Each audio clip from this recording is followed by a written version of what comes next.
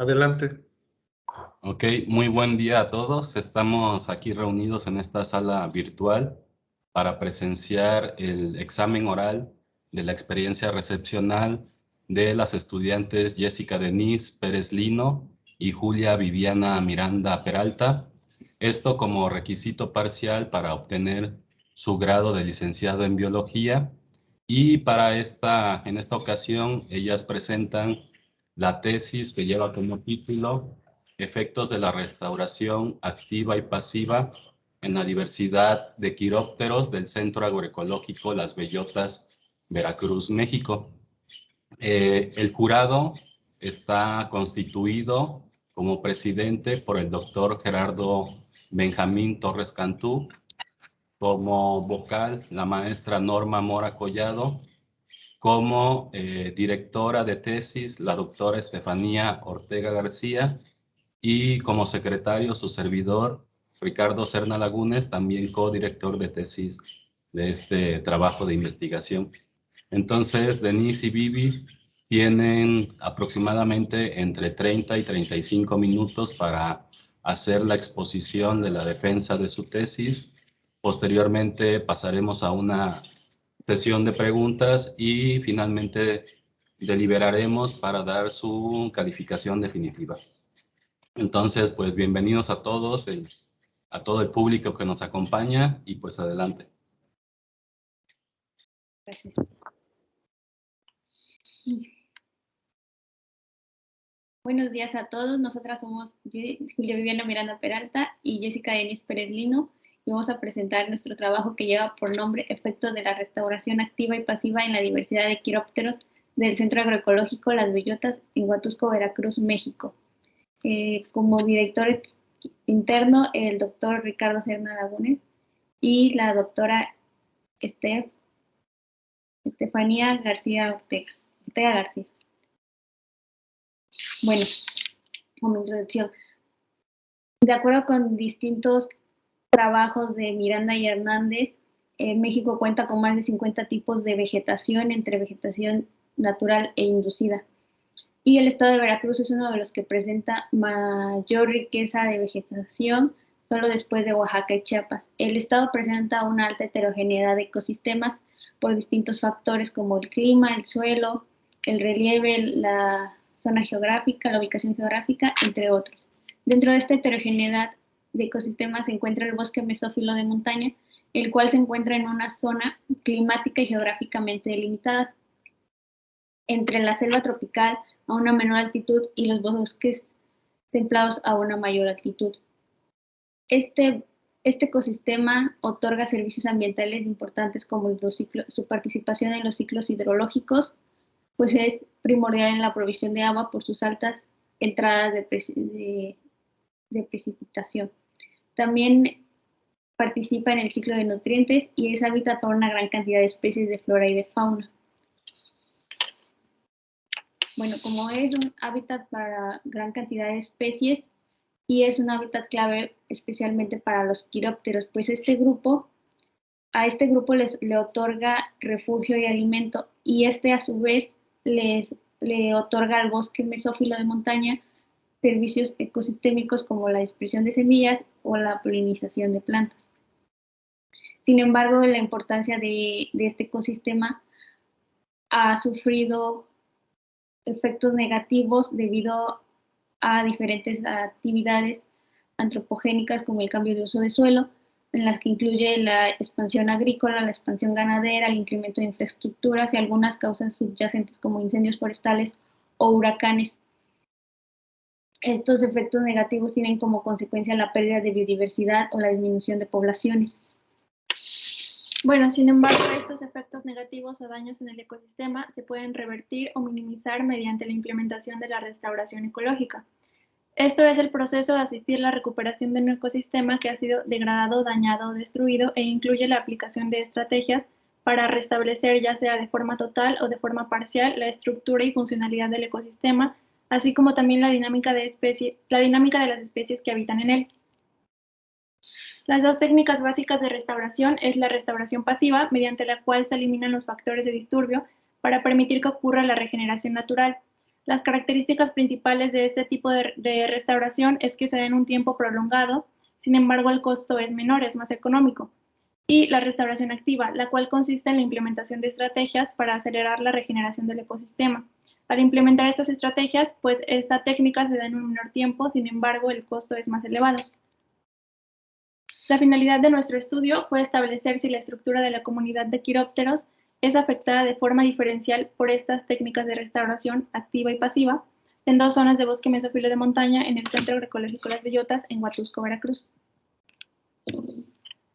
Bueno, el bosque mesófilo de montaña se ubica generalmente entre los 1100 y los 1500 metros sobre el nivel del mar.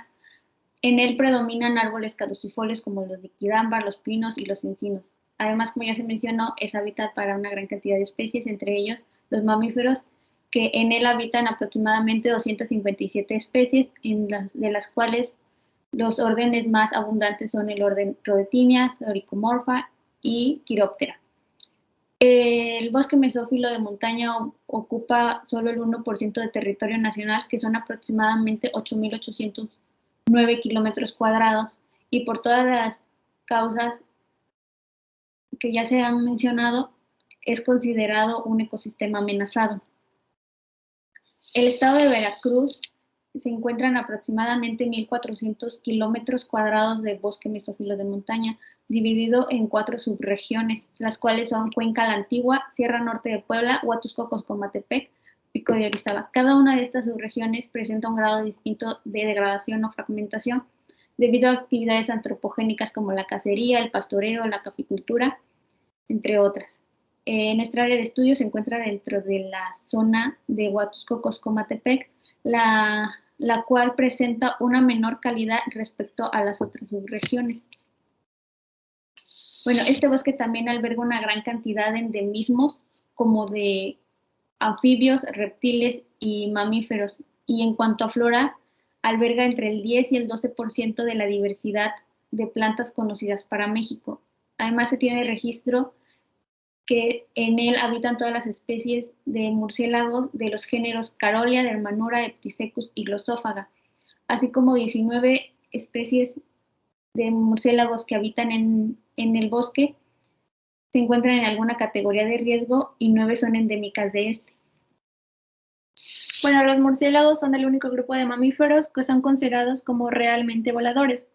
Estos poseen diversas dietas, ya que las distintas especies se alimentan de frutas, néctar, polen, insectos e incluso de sangre, o los hematófagos. Este orden se divide en 2 subórdenes, que son los megaquirópteros, conformados por una única familia que se distribuye a lo largo de Asia y África, o también conocidos como zorros voladores. Podemos ver un ejemplo aquí en la imagen de la izquierda. Y los microquirópteros, conformados por 17 familias que incluyen a la mayoría de las especies, y podemos ver también un ejemplo de Glossophaga soricina en la imagen de la derecha.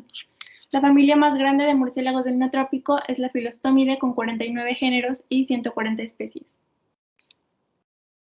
Bueno, algunos de los servicios ecosistémicos que desempeñan los murciélagos, como lo había mencionado Vivi, podemos destacar que los frugívoros y los polinívoros son dispersores de semillas y polinizadores de plantas, mientras que los insectívoros son controladores de poblaciones de insectos, por lo que previenen la formación de plagas.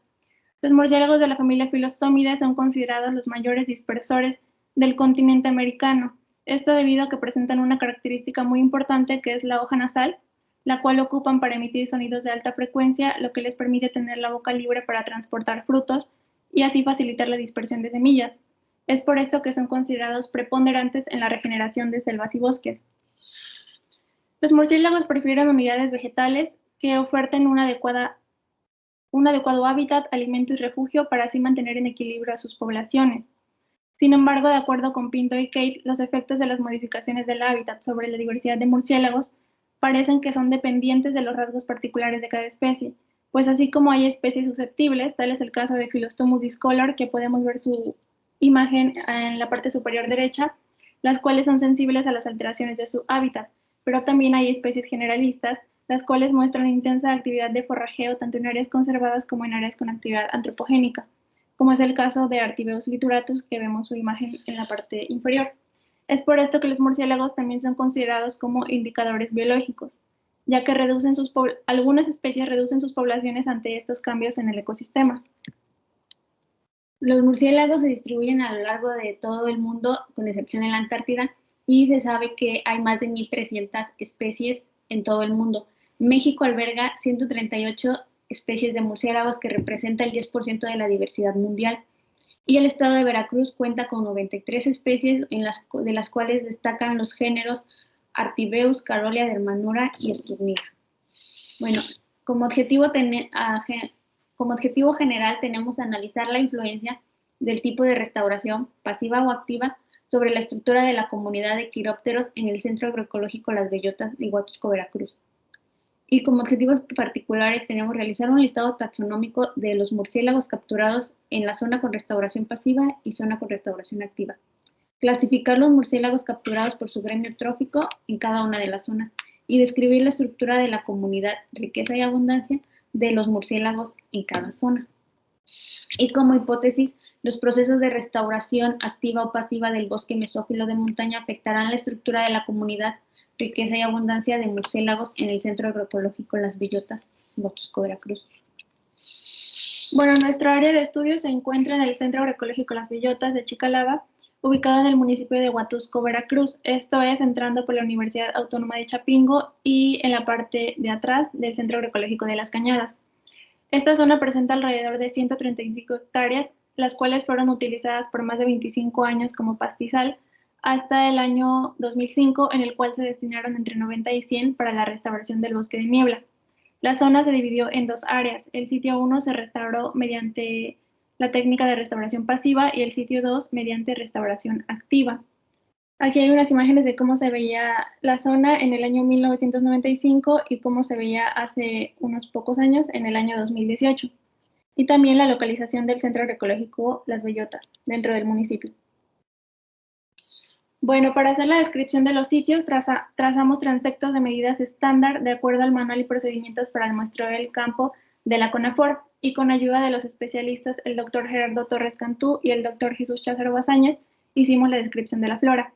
El sitio 1, el cual cuenta con restauración activa, presentó una vegetación secundaria con mayor diversidad en comparación al sitio 2. En este sitio se hallaron plantas de los géneros Eugenia, Aracea, Piper, Psidium y Oreopanax.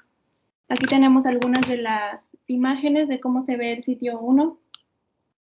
Y también hubo gran abundancia de helechos arborescentes y plantas epífitas como bromelias y orquídeas. Sobre el porcentaje de cobertura de cada estrato fue de 42% para el estrato herbáceo, con presencia de pastos y selaginelas, de 25% para el estrato arbustivo, es decir, estuvo menos denso, y el que tuvo la mayor densidad fue el estrato arbóreo con 60% de cobertura. El sitio 2, el cual cuenta con una restauración activa en la que se realizó con la siembra de más de 20,000 árboles, en su mayoría de los géneros Quercus y Alnus acuminata, cuenta con, tiene presencia de gallineros y se encuentra cercano a los potreros, los cuales cuentan con ganado vacuno y equino. Bueno, para el estrato herbáceo se obtuvo un porcentaje del 50%, en el cual abundaba en su mayoría especies de pastos. En el estrato arbustivo se obtuvo un porcentaje de cobertura del 12%, en el cual abundaban árboles en crecimiento. Y para el estrato arbóreo, el cual presentó una mayor cobertura con un 75%, en el cual dominaban los árboles de los géneros Quercus.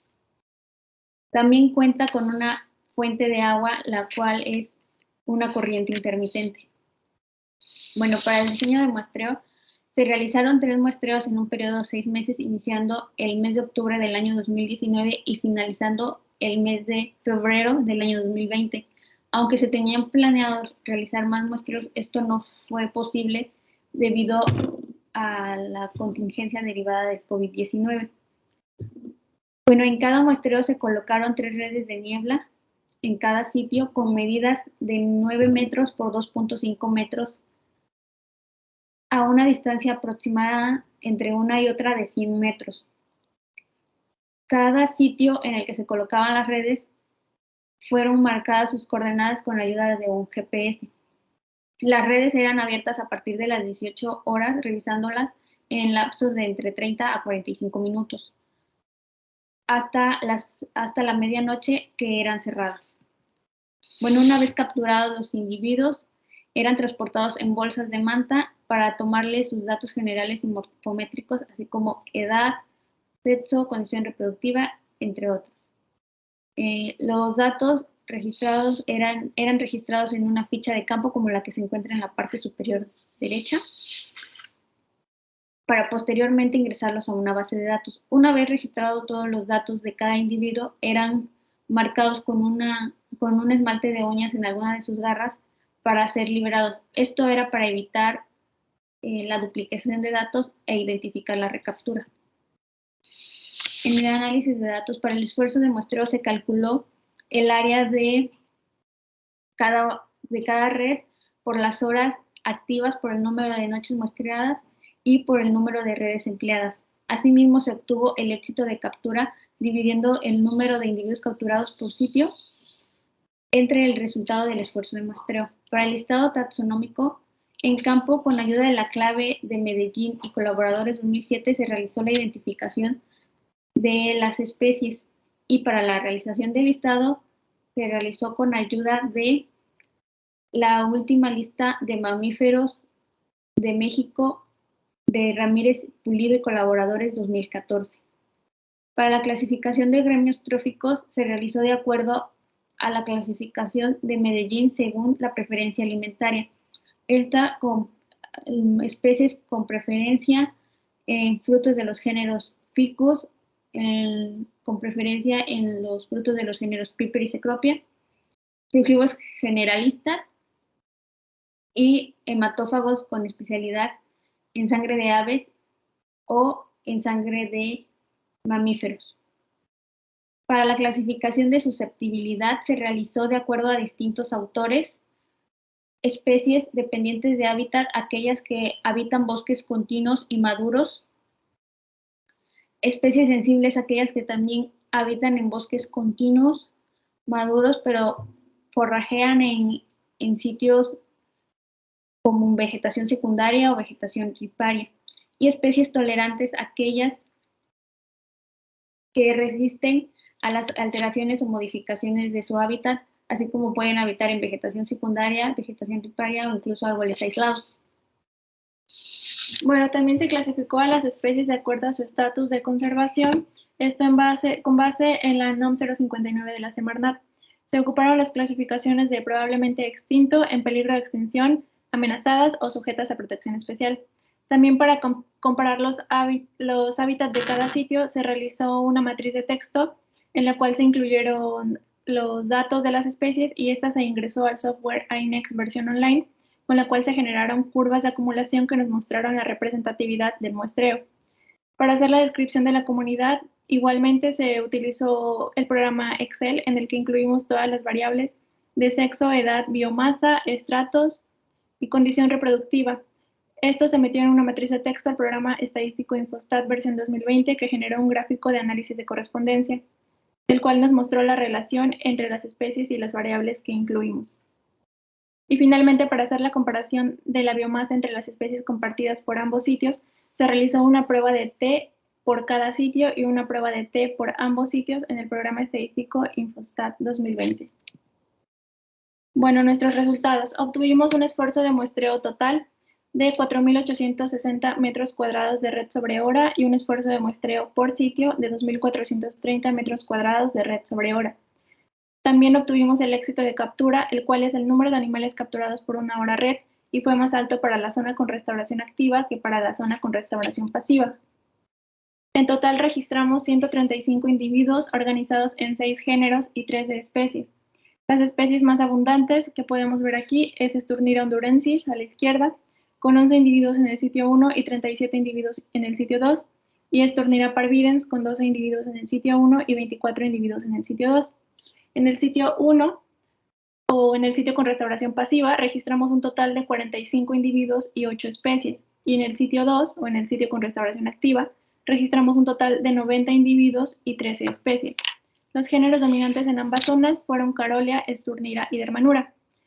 Un estudio que se realizó cercano a nuestra área de estudio fue el realizado por Sosa y colaboradores en el año 2008 en el Centro Agroecológico de Las Cañadas, en el cual registraron 12 especies, 6 compartidas con nuestro estudio, las cuales son Esturnira hondurensis, Esturnira parvidens, Artibeus jamaicensis, Dermanura tolteca, Desmodus rotundus y Carolia presticillata. En la clasificación de gremios tróficos se clasificó Artibeus jamaicensis, Artibeus lituratus, Dermanura azteca, Dermanura tolteca, Dermanura phaeotis y Dermanura watsoni, con preferencia especial en frutos de los géneros ficus. Las especies Carolia presticillata y Carolia sowelli, con preferencia especial en los frutos de los géneros Piper y Cecropia. Y las especies Esturnira hondurensis y Esturnira parvidens como frugívoros generalistas, mientras que para los hematófagos Dífila caudata y Demus jungi con especialidad en sangre de aves y Desmodus rotundus con especialidad en sangre de mamíferos, principalmente domésticos como el ganado vacuno.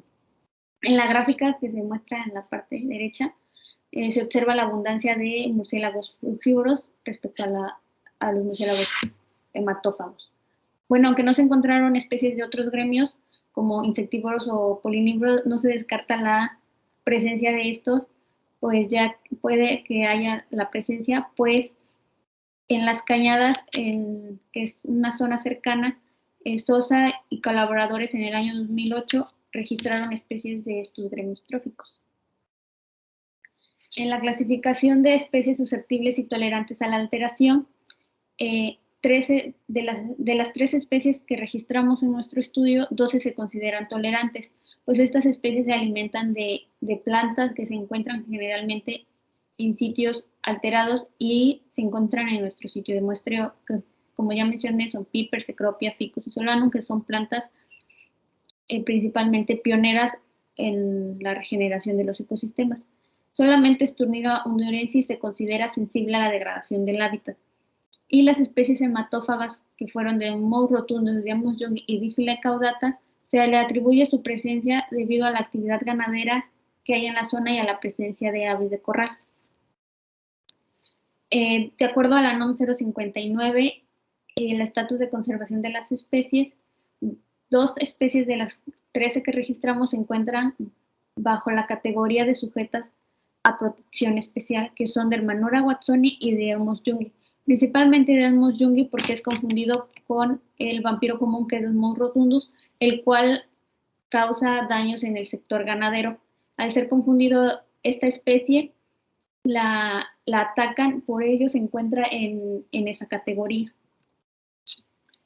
Bueno, la estructura de la comunidad de murciélagos en cada sitio de estudio. Como podemos ver en la gráfica, la mayor abundancia se registró durante el mes de octubre con 94 individuos por ambos sitios, y la menor abundancia durante el mes de diciembre con solo 12 individuos por ambos sitios. Podemos atribuirle esta baja abundancia de individuos durante los meses de diciembre y febrero a las bajas temperaturas que hubo durante esos meses. También podemos ver que la mayor abundancia siempre se presentó en la zona con restauración activa con respecto a la zona con restauración pasiva. Bueno, la curva de extrapolación y rarefacción basada en el tamaño de la muestra, la línea naranja nos indica el sitio 1 y la línea azul nos indica al sitio 2. Podemos ver que se registró mayor riqueza y abundancia en la zona con restauración activa. Sin embargo, los intervalos de confianza se sobrelapan, lo que quiere decir que la diferencia no fue significativa entre ambos sitios. Esto es que las técnicas de restauración empleadas no presentaron un efecto diferencial entre las especies que se capturaron en cada sitio. Y la curva de completitud de la muestra, pues nos indica que tuvimos una cobertura de 95% de muestreo para el sitio 1 y de 93% de muestreo para el sitio 2. Sin embargo, también como en la gráfica anterior, no hay una diferencia significativa, ya que solo fue del 2% en la riqueza observada entre ambos sitios. Bueno, así como lo mostró la curva anterior, la completitud de la muestra, esta curva nos muestra que si aumentamos los esfuerzos de muestreo en la curva del sitio 1, probablemente no se registraría mayor número de especies. Sin embargo, la curva 2, que presenta una mayor pendiente, que es la de la zona con restauración activa, probablemente al aumentar los esfuerzos de muestreo sí se registraría un mayor número de especies. Bueno, el análisis de correspondencia, el cual nos muestra una relación entre las distintas variables que hay de las especies, entre las especies y las variables, se puede observar que Artibios jamaicensis, Artibios lituratus y Carolia perspicillata presentaron una relación con los estratos arbustivos de cobertura baja, mientras que el resto de las especies presentaron una relación con los estratos arbóreos de cobertura media alta. Asimismo, se observa que Dermanura tolteca, Carolia sowelli, Dermanura watsoni y Sturnera parvidens tuvieron una relación mayor con la etapa de adulto y no presentaban condición reproductiva. Mientras que Dermanura azteca, Sturnera hondurensis, Diamos jungi, Dífila y caudata presentaron una mayor relación con la etapa juvenil, que sí presentaban alguna condición reproductiva. Bueno, para comparar las especies, la biomasa entre las especies compartidas de ambos sitios, se realizó una prueba de T, en la cual se obtuvo un promedio de biomasa para la zona con restauración pasiva de 19.19 gramos, mientras que para la zona con restauración activa se obtuvo un promedio de biomasa de 19.82 gramos, obteniendo un valor de T de 0.76 y un valor de P de 0.44, lo cual nos indica que las diferencias no fueron significativas, por lo que se sugiere que los tipos de restauración no tuvieron un efecto diferencial entre la alimentación de estas especies. Bueno, el efecto que tuvo la restauración en la comunidad de los murciélagos. El género que tuvo mayor riqueza en ambos sitios fue Dermanura con 4 especies, mientras que el género con la mayor abundancia fue Sturnera con el 62% de las capturas, seguido de Carolia con el 17% de las capturas. Todas las especies pertenecientes a estos géneros, a excepción de Sturnera hondurensis, como ya lo mencionamos, se consideran de hábitos generalistas y consumidores de las especies que se encontraban en la zona. El sitio 1 presentó el 33.3% del total de individuos, mientras que el sitio 2 presentó una mayor abundancia, pues registramos 5 especies más, con el 66.7%. Los procesos de restauración no mostraron diferencias en la diversidad de especies de murciélagos, ya que nos indica que ambos sitios mostraron una oferta adecuada de recursos para que pudieran estar presentes estas especies en ambos sitios. Como conclusiones, tenemos que capturamos 135 individuos pertenecientes a 6 géneros y 13 especies. Las especies dominantes fueron Sturnera hondurensis y Sturnera parvidens. El gremio más abundante fue el frugívoro con el 74% de las capturas, seguido del hematófago. Se capturaron las 3 especies hematófagas que existen, que son Dífila caudata, Desmos rotundus y Diamos jungi. Se obtuvo una representatividad de 95% del muestreo para el sitio 1 y de 93% de muestreo para el sitio 2. Los resultados mostraron que no hay un efecto diferencial en la diversidad de murciélagos entre los dos tipos de restauración que se emplearon en el bosque mesófilo de montaña del Centro Agroecológico Las Bellotas. Bueno, ambos tipos de restauración permitieron la permanencia de Sturnera hondurensis, especie que se considera susceptible. Es por esto que sugerimos que ambos sitios tienen un buen estado de conservación. También el estudio contribuye al conocimiento de cómo las diferentes técnicas de restauración pueden ser efectivas para la permanencia de mamíferos, como en este caso son los murciélagos. Y finalmente, nuestras recomendaciones son incrementar el número de noches de muestreo y adicionar redes de niebla a lo largo del sitio para ampliar la cobertura de la muestra. También implementar técnicas de campo adicionales como detectores acústicos que permitan detectar aquellas especies que no son capturadas por las redes de niebla, como es el caso de los murciélagos insectívoros, los cuales vuelan más alto de la colocación de las redes, por lo cual las esquivan. También promover la restauración ecológica, ya que permite la permanencia de especies en áreas degradadas, como en este caso de los murciélagos. Se registraron 2 especies sujetas a protección especial, Diamos jungi y Dermanura watsoni. Es por eso que se recomienda implementar técnicas de conservación en esta zona. Aparte, es fundamental la conservación del bosque mesófilo de montaña de la zona de Huatusco, ya que se encuentra sumamente fragmentado por actividades como lo son la caficultura y la ganadería. Bueno, queremos agradecer a la Universidad Veracruzana, especialmente a la Facultad de Ciencias Biológicas y Agropecuarias, también a nuestros directores de tesis por su apoyo, el doctor Ricardo Serna Lagunes y la doctora Stephanie Ortega García. Igualmente a los profesores Norma Mora Collado, Gerardo Torres Cantú y Miguel Ángel García. Y bueno, por supuesto también al personal del Centro Agroecológico Las Bellotas, especialmente a Héctor y Alan por abrirnos las puertas del lugar para realizar nuestro estudio. Aquí incluimos las citas más recientes de la bibliografía que ocupamos para el estudio. Gracias. Gracias. Ok, muchas gracias. Muy buena presentación, chicas. Gracias, profe. Bien, pues aprovecho para felicitarlas, pero quiero dar paso a la sesión de preguntas, que en esta ocasión vamos a dar la oportunidad a la doctora Stephanie Ortega García como subcodirectora de tesis y que nos acompañe en esta ocasión. Hola, buenos días. Hola, doctora, buenos días. Bueno, lo primero que quiero decirles es que las felicito mucho. Fueron alumnas muy constantes y creo que también son muy buenas en su redacción y son bastante cumplidas. Entonces las felicito mucho por su trabajo también. Creo que la primera pregunta que les quiero hacer es una pregunta que siempre surge en nuestras cabezas y creo que también siempre surge en los exámenes.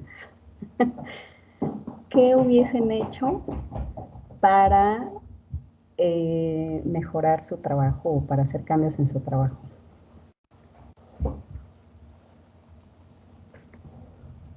Bueno, pues como pusimos en las recomendaciones, si hubiera sido posible, nos hubiera gustado hacer más noches de muestreo para ampliar la cobertura de la muestra, así como también utilizar otras técnicas de muestreo, ya sean emplear más redes para cubrir más área de la zona o emplear sensores acústicos para registrar aquellas especies que no fue posible registrar con la técnica que utilizamos.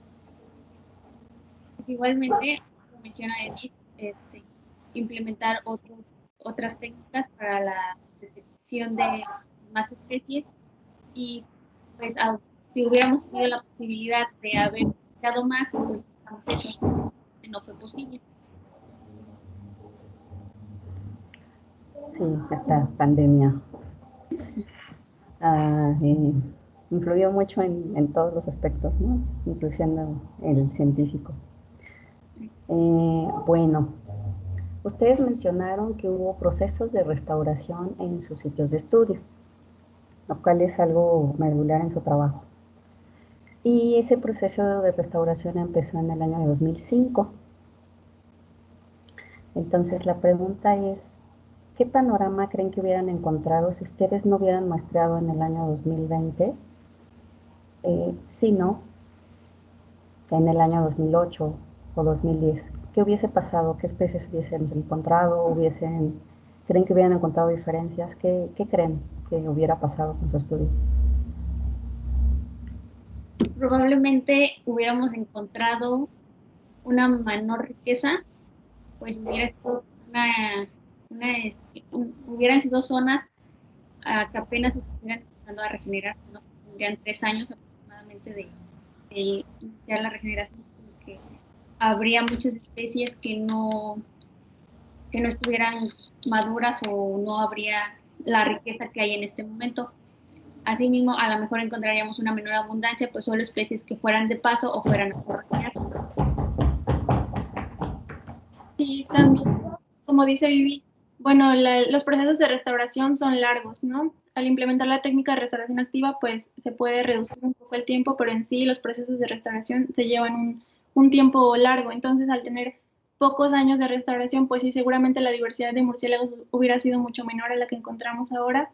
Y seguramente, probablemente no hubiéramos encontrado a la especie de Sturnera hondurensis porque se considera sensible o susceptible. Entonces, en ese entonces no hubiera habido las condiciones necesarias para albergar tanta diversidad o tanta riqueza de especies. Ajá, muy bien. Entonces es importante puntualizar eso, ¿no? Que los procesos de restauración han sido muy efectivos, pero una vez que el proceso de restauración ya ha madurado, ¿no? Por decirlo así. Muy bien. Eh, mi última pregunta es, eh,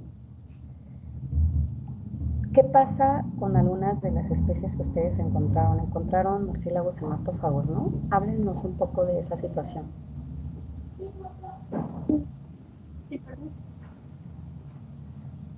Bueno, sí, le atribuimos esa presencia a la cercanía porque se encontraron en la zona con restauración activa y es la que tiene cercanía a los potreros y a los gallineros del rancho. Entonces le atribuimos esa presencia de estas especies a esa zona. Así como también, bueno, Desmos rotundus es una especie muy común de encontrarla en las zonas de estudio y en el bosque mesófilo. Pero, por ejemplo, Diademus youngi es una especie rara o poco vista, un poco difícil de observar. Entonces, atribuimos que es un buen indicador del estado en el que está el bosque en este momento que hayamos visto a Diademus youngi. Bueno, pues como mencionamos, encontramos las 3 especies de hematófagos. Digamos, youngi, que es una especie rara y difícil de observar, como menciona Denise, y pues Desmos rotundus, que es común y su presencia también es común en zonas con actividad ganadera. En este caso, pues sí, en el rancho hay actividad ganadera. Asimismo, Dífila caudata, como vemos youngi, pues se alimentan de sangre de aves. También existe la presencia de aves de corral, aunque también se pueden alimentar de aves silvestres. Y así como menciona Denise, pues la presencia de Diademus youngi realmente nos indica pues que así como la ubicación en la que se encuentra el rancho y las condiciones que presenta, pues sí tiene una buena calidad. Sí, entonces su sitio de estudio es muy importante porque permite la interacción de las 3 únicas especies hematófagas que hay, ¿no?, en el mundo. Tuvieron mucha suerte en ese sentido. Bueno, estas en realidad son las únicas preguntas que quiero hacerles, entonces dejo el paso a las siguientes preguntas. Muchas gracias, doctora Steph, por las preguntas y los cuestionamientos. Muy buenas respuestas también, chicas. Vamos a darle paso a la maestra Norma para que haga sus cuestionamientos.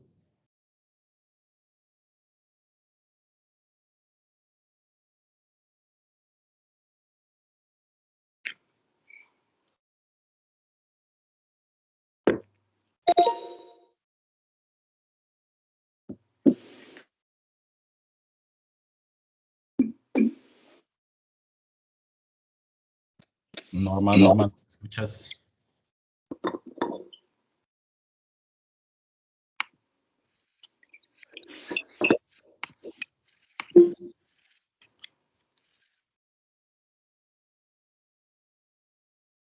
No se escucha. No te escuchas, Norma.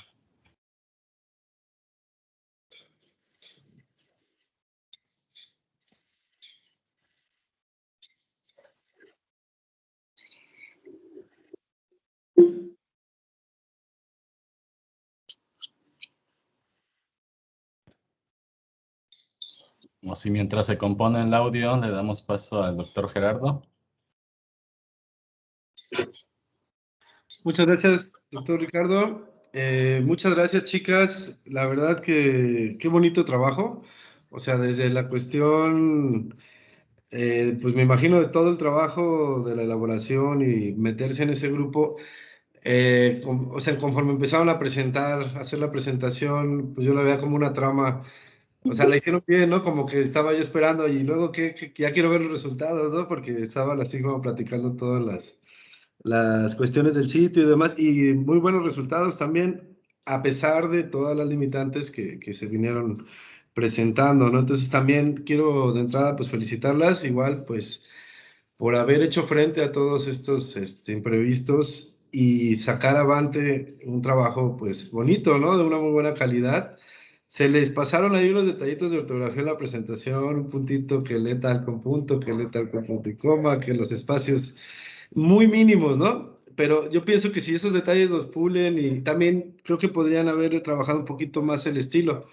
¿no? Como que el formato, para que se viera un poquito más así, se vería como un trabajo de posgrado, así fácilmente, realmente presentable para cualquier, no sé, hasta un congreso de varios tipos.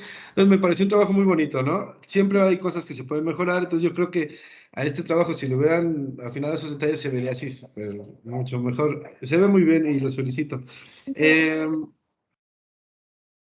A ustedes, bueno, la entrada fue los métodos de identificación, ¿no? De los murciélagos que utilizaron, ¿ustedes piensan que son realmente adecuados para la zona? O sea, ¿qué utilizaron? Supongo utilizaron, ¿me pueden platicar más? ¿Qué utilizaron para identificar? Para identificar, usamos la clave de campo de Medellín y colaboradores 2007. ¿Ok? ¿Alguna otra cosa en algún caso que haya sido ahí que...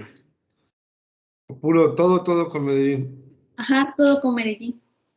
Ok, entonces sí es un trabajo suficientemente completo para decir que no hubo pierde, no hubo alguna cosa que no se ajustara a lo que decía la clave, que como que se parece, pero no sé, algo así.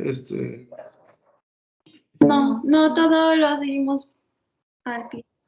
Perfecto, entonces, o sea, es una clave que ustedes me comentan, es funcional, perfectamente funcional para esta zona, a pesar de que la zona no se había trabajado antes, ¿no? Bueno, a lo que obtuvieron, ¿no? Entonces, Sí, muy bien. Mm, ¿Creen que haya cosas nuevas todavía por ahí, de murciélagos en estas regiones? sí, pues sí, sí creemos. De hecho, como decíamos en Las Cañadas, es un centro igual agroecológico que se encuentra muy cerca a las bellotas. Y Sosa, que fue el investigador que realizó este estudio, encontró especies de murciélagos insectívoros. Entonces, por la cercanía que tiene nuestra área de estudio, pues sí creemos que pudiera haber también murciélagos del gremio insectívoro en esa zona que nosotros muestreamos. Solamente tal vez implementar otras técnicas, como mencionábamos, que pudiéramos capturar esas especies que en esta ocasión no las registramos. Así es, el detector acústico que pudimos haberlo implementado, también para detectar especies de ese tipo, igualmente, pues para eso serían como resultados nuevos, ¿no? Para el estudio. Definitivamente. ¿Qué hay sobre la bioacústica de los quirópteros? ¿Me puede platicar un poco sobre la bioacústica en este grupo a nivel mundial? ¿Qué esfuerzos hay? ¿Algún tipo, saben algo al respecto? Sí, bueno, Bueno, Internacional y local. Ajá. ajá, pues es una técnica que nosotros no usamos, pero pues sí sabemos un poquito de ella. Este, hay una base de datos de donde se han registrado los sonidos de las distintas especies de murciélagos que hay. Ya al utilizarla, pues como estas la, ¿cómo se llama? Son sonidos que nosotros no detectamos. Ajá, Frecuencias diferentes, ajá, a las eh, percepciones. hay programas que los detectan y con la base de datos pues ya se identifica de la especie que es tal sonido. Ok, ¿sabes cómo se llama esa base de datos? No, no, No. no.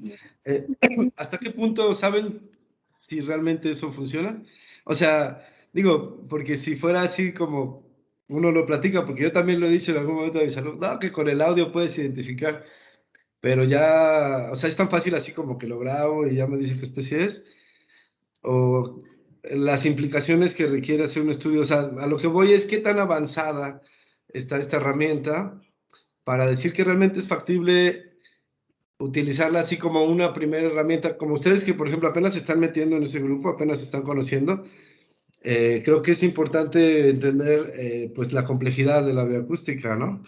O sea, realmente sí hay aparatos que detectan estas frecuencias, pero hay un montón de cosas que generan ruidos en esas frecuencias y entonces hay que hacer como trabajo de software, ¿no? De depuración de ruido y cosas que pues no tenemos ni idea los biólogos.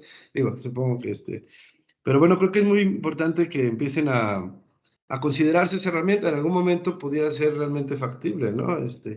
Obviamente se requiere equipo especializado que afortunadamente cada vez es más accesible, pero entonces hay que, muy bien. Dentro de las técnicas básicas, ¿no? ¿Qué más pudieron ustedes haber hecho? Aparte de la bioacústica y la red de niebla que usaban, a la altura que lo usaban, ¿qué más pudieron haber hecho para encontrar más murciélagos? a colocar más cantidad de redes o por ejemplo, los insectívoros que se encuentran muy cercanos casi siempre a los arroyos, riachuelos y así, por donde van los insectos ahí. Entonces tal vez poner más redes cercanas a los riachuelos o a estas fuentes de agua que había en la zona. Muy bien, muy bien. Perfecto, sí, creo que eso es lo importante. O sea, ustedes identifican una posible solución a estas, o sea, saben que hay insectívoros, no salieron, qué pudo haber pasado, tal vez, pues, es una muy buena interpretación. Eh, ¿Se sienten satisfechas con su trabajo? ¿Cómo se sienten ustedes? Pues sí, ¿no? Nos Sí, sentimos bien. sí, pues sí, nos sentimos bien con lo que obtuvimos, a pesar de todas las inconvenientes que tuvimos debido pues, a la pandemia, pero pues de haber sido posible si nos hubiera gustado seguir muestreando para tener como así, evitar el sesgo que tuvimos. Muy bien, sí, claro, pues bueno, siempre hay maneras de mejorar. Me parece muy interesante también la cantidad de información que generan a partir de estas colectas, ¿no? O sea, de estos registros, relacionándolo con diferentes factores y demás. Entonces, creo que incluso hubo muchas cosas y mucha información a la que no se le sacó todavía el jugo. O sea, le sacaron un montón de jugo a todo este trabajo porque tienen muchos datos y aún creo que quedó mucho por todavía trabajar. ¿Van a seguir trabajando esta temática? ¿Cuáles son sus planes ahí? Sobre ese desarrollo de esos temas. Pues sí, realmente nos gustaría, bueno, personalmente sí me gustaría seguir aprendiendo más, ¿no? Estudiando más a los murciélagos, igual ir cambiando las técnicas, ir implementando, pues sí, adquiriendo mayor conocimiento sobre este orden que es muy importante y realmente también para las personas que desconocen y yo creo que es uno de los que tiene mayor, pues sí, desconocimiento ante el público en general, ¿no? Que como que los interpreta como malos, que son malos los murciélagos y así. Sí, sí, están estigmatizados, ¿no? Ajá, exacto. No, pues qué bueno, este tipo de trabajos ayuda mucho. La pequeña lista de especies, ¿no? Que tienen, aunque es pequeña, si la ilustran adecuadamente, pues tienen un material muy bueno de difusión y también pues un material muy bueno científico. Todos esos datos que hay ahí, todo lo que obtuvieron, pueden generar todavía cosas más allá. Y pues bueno, creo que por mi parte ya, porque si no me sigo pensando y me va a tardar mucho. Las felicito otra vez por todo este trabajo y bueno, me faltó hablar un poquito del trabajo del campo, ¿no? Que es esa parte, que seguramente pues fue toda una experiencia ahí, Y pues bueno, pero dejo pasar a mis compañeros, y pues les agradezco mucho la presentación, chicas, y todo lo demás. Muchas felicidades. Muchas gracias. Gracias, doctor Ricardo. Muchas gracias, doctor Gerardo, por sus aportaciones. Maestra Norma, ¿cómo vamos con el audio? ¿Ya me escuchan? Excelente. Adelante, por favor. Perdón, es que mi computadora tiene muchas fallas. No sé qué le sucede últimamente. Bien, pues antes que nada me gustaría felicitarlas. Me gustó ese cambio que presentan ahora con este proceso de terminación de su carrera. Me tocó recibirlas por allá en primer semestre, bastante introvertidas para mi ver. Pero me dio mucho gusto verlas ahora sí, ojalá sigan proyectándose de esa manera y este trabajo que realizaron con el doctor Ricardo y la doctora Estefania, pues estuvo muy, muy interesante. Ojalá no la dejen ir, como dicen, si están muy interesadas todavía en estos temas, pues muy interesante. Y mi duda, quizá no lo percibí bien por cuestiones técnicos, mencionaban que habían encontrado la mayoría de las especies en el estrato arbóreo o arbustivo. Arbóreo de cobertura media alta, sí. Ajá, tuvieron una mayor relación con respecto a los estratos arbóreos de cobertura media alta. ¿Y eso que tiene o cómo me lo relacionan con el ciclo de vida de los murciélagos en general? O sea, los que más estuvieron ahí, por decirlo así. Bueno, pues los murciélagos, como mencionamos en la presentación, pues prefieren una adecuada hábitat y pues entre mayor cobertura para ellos presenta una mejor calidad en su hábitat. Entonces, pues, a pesar de que se consideran tolerantes y resistentes, pues sí tuvieron una mayor relación o afinidad con este estrato de mayor cobertura. Ok. Y algo que también, pues obviamente es la parte como central de su trabajo, es cómo fungen estos como parte de la restauración de un ecosistema, ¿no?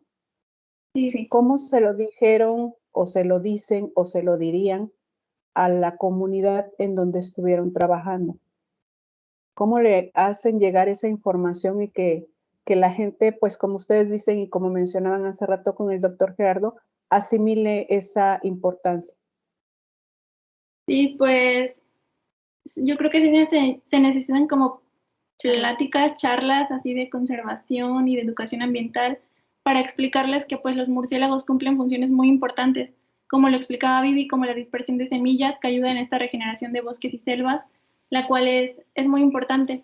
Y la polinización de plantas también son controladores de poblaciones, lo que igual ayuda a aquellos que tienen cafetales o así sembradíos, igual los murciélagos ayudan en este proceso de control de poblaciones. Sí, así como menciona Denise, pues es importante las pláticas de educación ambiental y concientización, pues la mayoría de las personas los ven como organismos malos que causan males, como ahorita que los pusieron como el principal culpable de esta contingencia, de esta pandemia, y pues así igualmente pues darles a entender que tienen muchas funciones importantes pues para los ecosistemas, incluso para otros sectores pues también polinizan el agave, que también tiene importancia económica. También, bueno, tuvimos una experiencia allá en el rancho donde el señor nos dijo, qué bueno que lo mataron a un murciélago. Qué bueno que vinieron a matar. Ajá, a un murciélago que cayó, pues ya no pudo volar después de la identificación. Y pues sí, o sea, como explicarles que no todos son malos y que la única especie que causa algún daño pues es Mus rotundus, y pues se puede evitar ese daño pues vacunando a su ganado contra la rabia. Efectivamente, yo creo que acaban de mencionar un punto muy, muy importante y es una tarea también muy fuerte que les toca indirecta o directamente, porque todos como biólogos nos cuesta trabajo a veces llegar bien a darles a entender a las demás personas la prioridad que puede tener nuestro trabajo, los organismos que estemos trabajando y demás. Entonces, es un punto que yo considero muy importante que no deben de olvidar, porque finalmente es pues parte de procesos, ¿no? Organismos que van a generar un beneficio, algunos no tanto, pero son parte de su ciclo, o sea, su ciclo de vida como tal lo requiere y a veces es una manera de dar pues una opción a la gente de que pueda entender las partes que pueden ser buenas y las que no, ¿no? En un momento dado. Y bueno, no me queda más que felicitarlas, me gustó mucho eso. Ojalá pudieran continuar, vuelvo a repetir, en este proceso, porque como mencionaba la doctora en un inicio, pues ustedes a lo mejor agarraron este trabajo de restauración ya en una etapa media, por decirlo de alguna manera, y pues ojalá se pudiera ver el efecto que pudieran generar en realidad estos organismos en esa área para que puedan pues como tener otro resultado al respecto, ¿no? De que efectivamente estos organismos, pues a lo mejor pueden dar una gran ayuda a esta restauración que se está generando en estas áreas, ¿sí?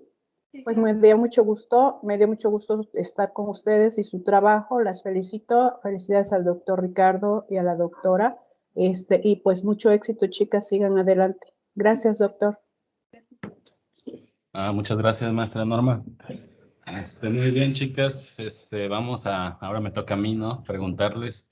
Y pues queda un poco como que vago el asunto de la cobertura, ¿no? Entonces vamos a tocar ese tema de qué pasa con la cobertura.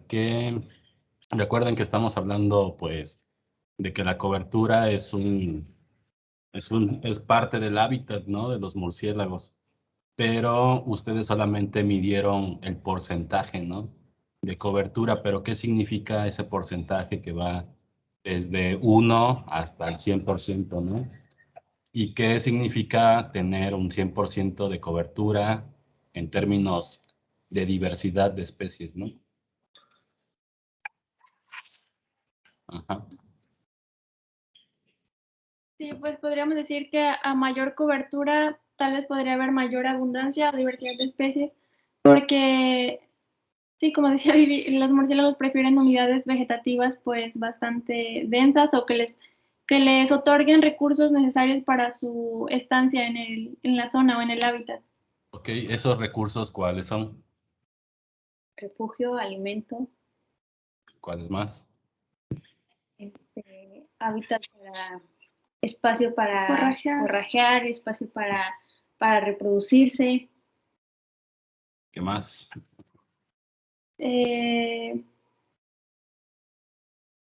Por ejemplo, bueno, también las fuentes de agua, no sé si Efectivamente, ajá. el recurso. Ok, bueno, entonces ya hablamos de alimento, de espacio, ¿no?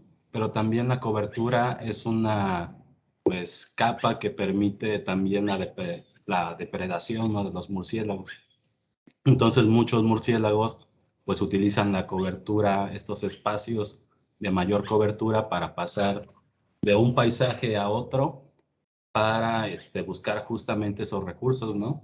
Porque donde a veces no hay cobertura, pues no hay murciélagos, ¿no? Sí. Ok, entonces, si ustedes fueran murciélagas, ¿qué coberturas utilizarían para hacer sus necesidades fisiológicas diarias como si fueran murciélagas? Pues así como nos sugirió el análisis de correspondencia en el cual los murciélagos tuvieron una mayor relación con las coberturas medias altas, pues es la mayor cobertura que obtuvimos, la media alta en el estrato arbóreo. Entonces, pues sí, ¿no? Me imagino que al haber más cobertura, estos hacían más oportunidad de cumplir sus necesidades. Exactamente, sí. Entonces, justo, pues su estudio trata de eso, ¿no? De describir cómo se comportó esta comunidad de quirópteros con base o como una respuesta, ¿no?, a los efectos de la restauración medidos a través de esta cobertura que se midió, ¿no?, con estos indicadores de CONAFOR. Muy bien, chicas. Entonces, pero, ¿qué otras cosas hubieran medido dentro de esa cobertura? Ustedes nada más midieron porcentaje, ¿no? ¿Qué otras cosas hubieran medido? La diversidad de plantas que hay en el sitio. La vegetativa. Ajá, la diversidad vegetativa. Tal vez la altura de los árboles o la altura de cada estrato. Uh-huh. Y ya, para ver qué tan... Ajá, yo creo que también sería importante medir ahí, pues, la diversidad de alimento disponible que hay para los murciélagos, y eso se hace a través de las excretas, ¿no? Sí. Uh-huh. Muy bien, chicas, pues, hay mucho más preguntas, pero sobre todo, pues, quiero hacer mención, ¿no?, del trabajo de campo que, pues, nos chutamos, ¿no? Que para mí fue, pues, algo nuevo con ustedes y con todos los que íbamos, ¿no? Porque sí era dividirnos, ¿no? Y estar en ambos lados y que tratarlos de enseñar, porque fue prácticamente, pues, ir aprendiendo sobre la marcha, ¿no? Porque si no éramos especialistas, nos fuimos haciendo especialistas y finalmente, pues ya lo vemos concretado en este trabajo de investigación, ¿no? Y ahora nos volvimos especialistas en cómo esta comunidad de quirópteros, pues, está habitando estos bosques mesófilos, ¿no?, que son muy importantes para esta región. Y pues felicidades, chicas, me dio mucho gusto ver que ensayaron muy bien su presentación y muy buenos resultados, hay que publicarlos. Esto seguramente nos lo van a arrebatar de las revistas, ¿no?, para que sea publicable. Felicidades a su familia. Bueno, vamos a pedirles que nos den 5 minutos para deliberar, poner sus calificaciones y vuelven a entrar, por favor, para darles su veredicto. Ok, sí, muchas gracias. Gracias a todos.